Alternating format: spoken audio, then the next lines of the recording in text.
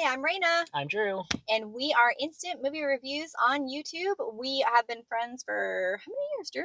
Over 20. We met at university, and we have always enjoyed seeing movies, and we thought, why not turn it into a channel?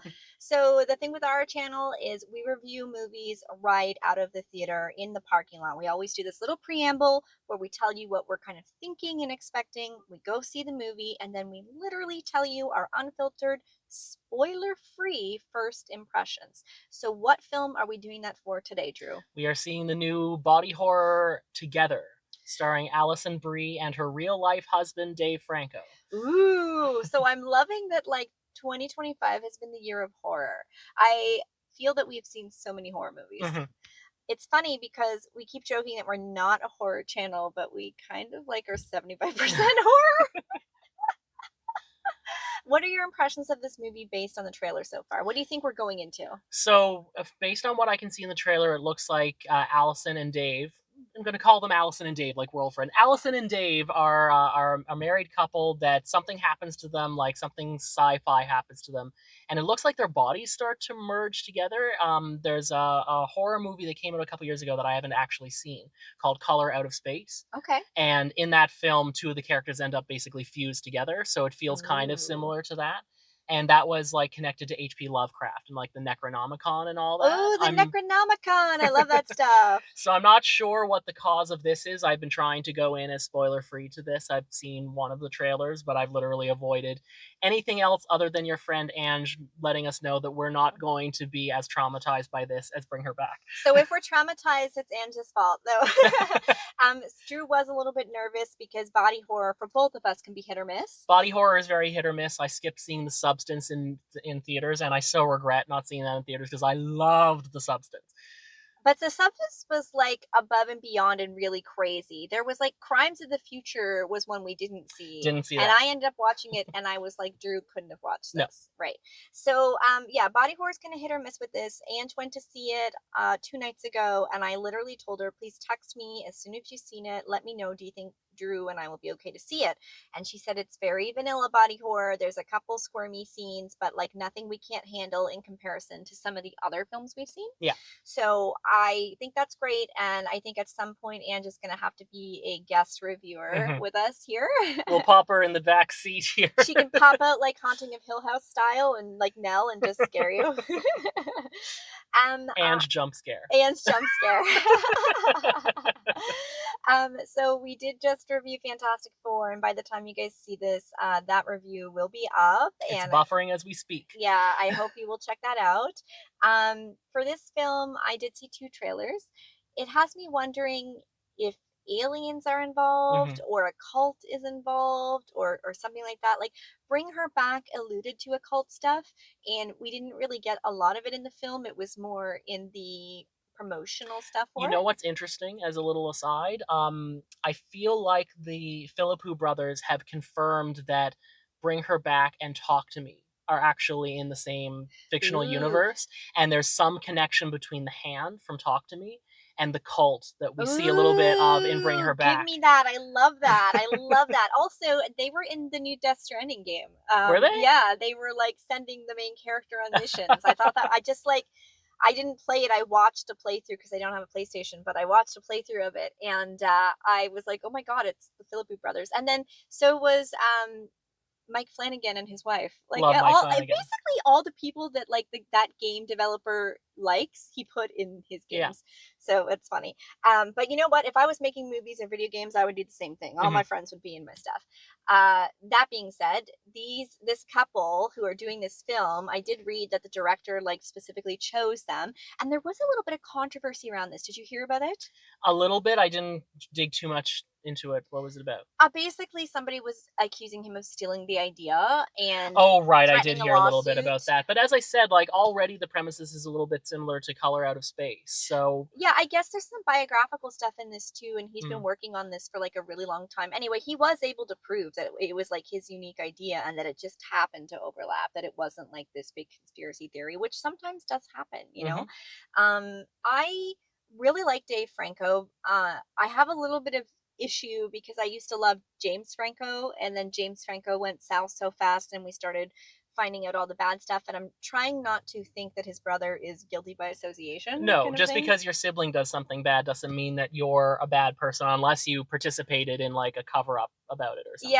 Yeah. So like I'm trying to give him the benefit of the doubt. It does freak me out just a little bit how much he reminds me of James Franco. So I'm kind of like The trying family to resemblance is quite strong. Yeah, I'm trying to suspend that from my brain just so that I'm not judging him and I'm enjoying it. I love Alison Brie though. I Love love Alison Brie. everything she's done. Princess Unikitty.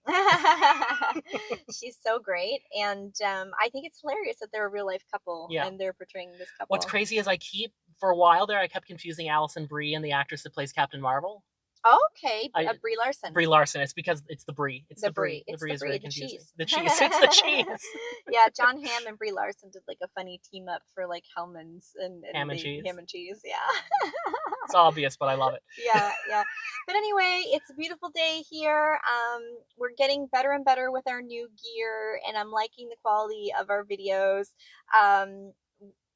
We did stop doing the subtitles in hopes that would be less distracting for people. But if you want subtitles, you can just press the cog on YouTube and select the language you want them in. But overall, like, I think we're getting pretty good at churning out these videos, and I'm excited. Like, we kind of have a formula going down. We have a logo now. Feels like we have momentum. Yeah, we have a momentum, and we hit 50 subscribers. So thanks again for that. We did say it in our last video, but I just want to keep saying thank you, and we appreciate you. And I'm ready to go see a movie. Me too. Right. And we'll be back to tell you if Ange was right or wrong about whether we'll be traumatized by this movie. CGI shark! CGI shark!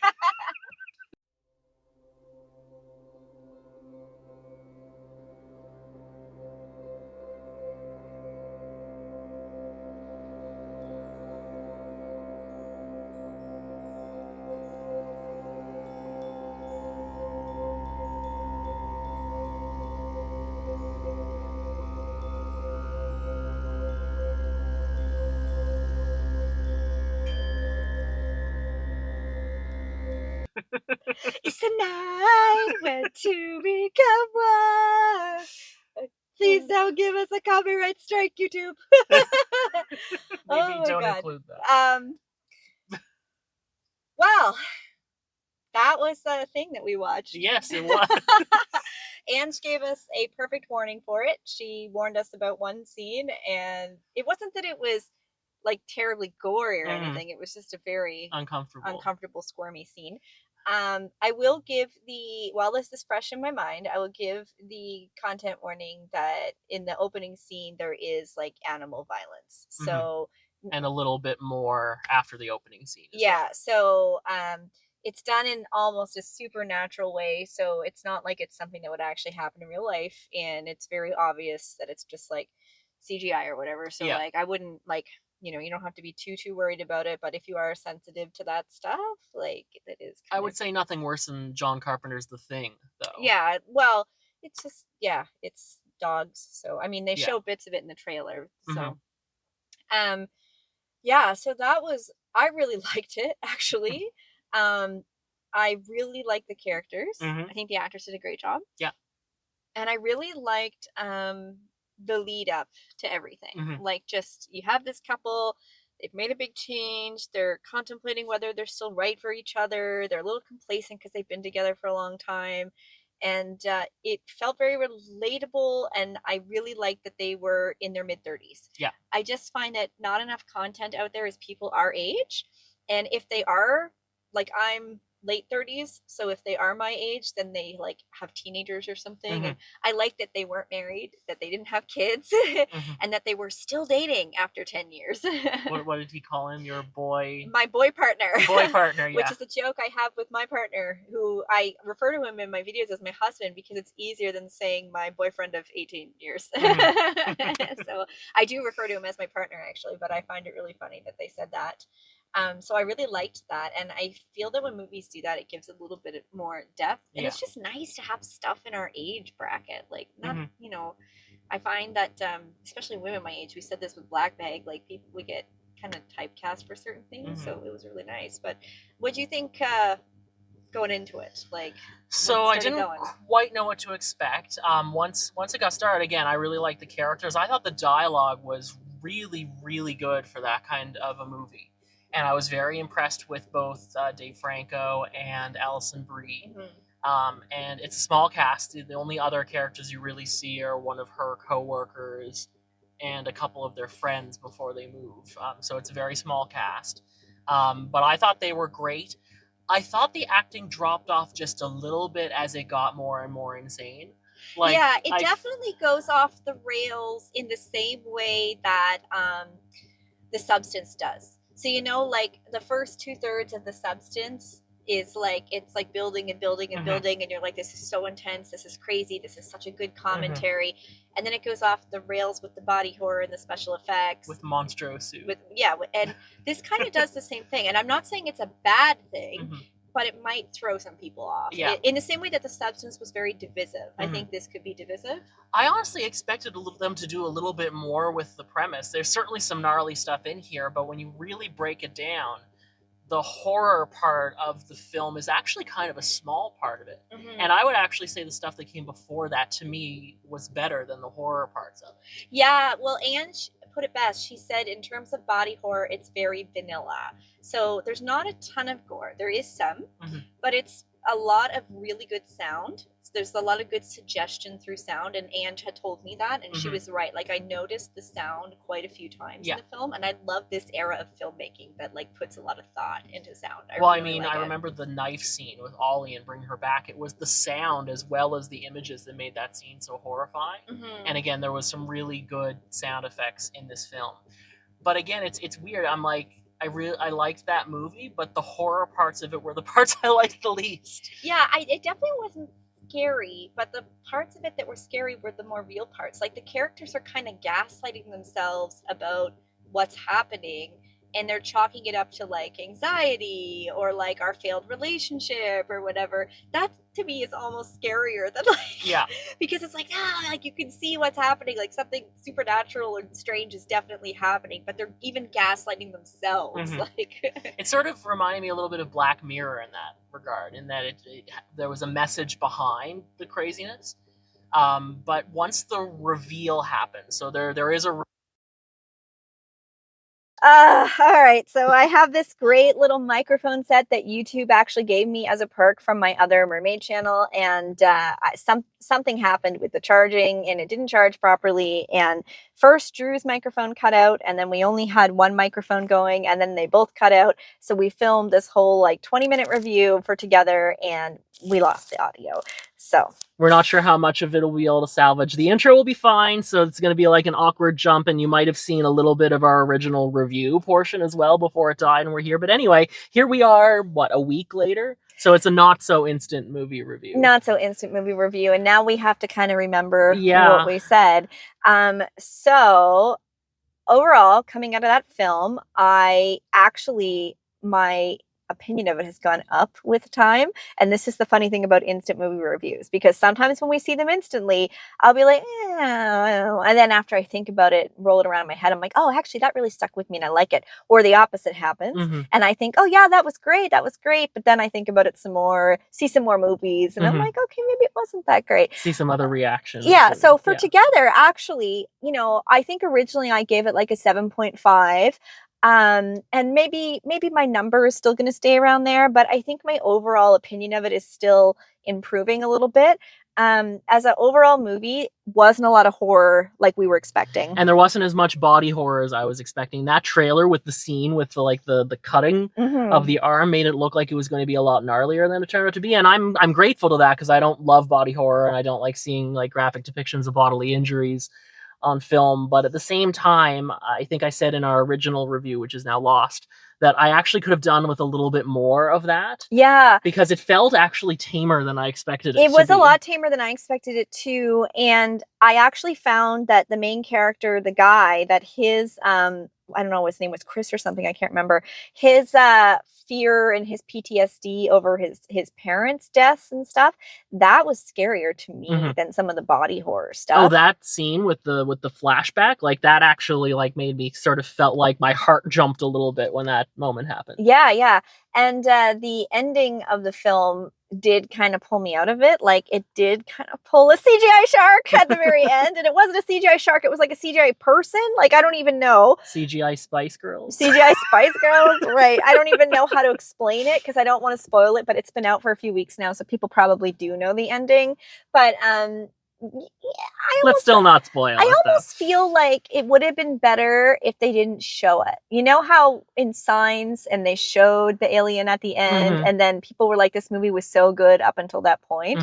I think this was the same thing. Like, I think you could have alluded to it, made us look over someone's shoulder, a silhouette, like anything, and let our imagination fill in the gaps. Yeah, and I feel like even that kind of imagery has been done better even as recently as something like The Substance. Yeah, so yeah. But before the horror even kicks in that movie, I really liked the dialogue, the development of the relationship between Dave Franco and Alison Brie. The fact that they're a real life married couple really helped with the chemistry. Oh, here's something I learned since our review. Okay. So there is an intimate scene, and we mentioned this in the beginning of our review because Ange warned us that, like, there's an intimate scene that you might find a bit squirmy. I didn't find it that squirmy. I found out that we saw a different version than some people in the United States. Really? In our version, we see male genitalia, which was replicated using a toy. And when you see the film, it actually makes sense because it is part of the body horror. So it actually makes sense. Many Americans don't get that little scene. So when people were talking about it and an article came out and they talked about how they did it because they were on a budget and they used a toy or whatever like that, a lot of Americans were like, what are you talking about? This film had like no nudity in it. And everybody was like, what? And then people just got to talking and realized that like there's two cuts of this film.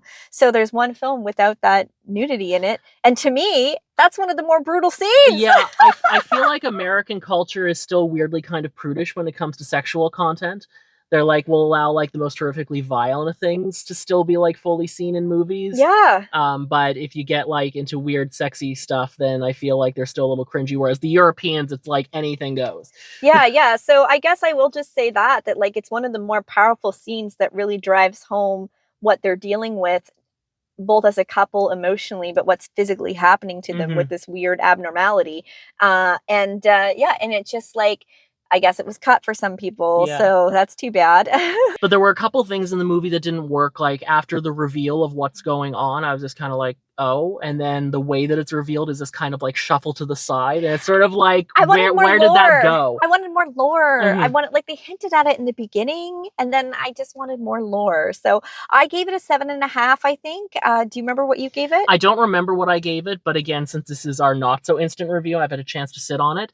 It's sliding down to a 6 for me, just because I liked the performances and I liked the movie overall, but it just didn't live up to what my expectations and hopes for it were. And again, it's coming out so soon after The Substance, and that has just changed the game for body horror. I feel like every body horror after The Substance is going to have to bring the A game. Yeah. Because that whole genre has now just been elevated, not to sound snooty, but it's so much more than it was. See, for me, it was stronger as a relationship story than a horror. And I almost found that the horror aspect was almost symbolic of like codependency and everything. Yeah, and I do remember in the original review, I said that I appreciated that both Dave Franco and Alison Brie's characters had good parts to them and bad parts to them. No one was a total villain, but no one was like the saint of the couple. No, they both she has this one line that she just drops like a bomb, and I was like, girl, that was cold. You like, made a sound out loud in the theater. I was like, she said dang, I can't believe she went there.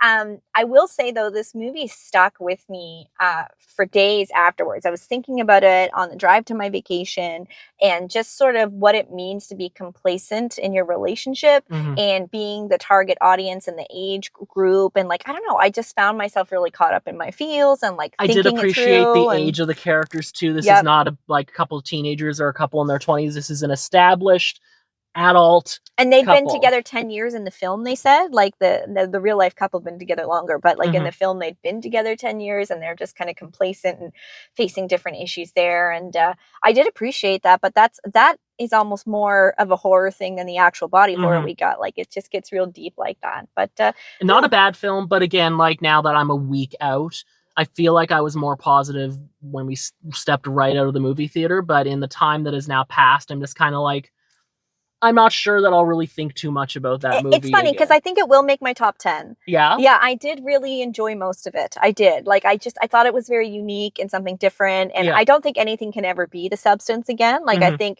The Substance is just going to be like people trying to chase the high of The Fly Mhm. and The Thing and like Yeah. all those things. You know what I mean?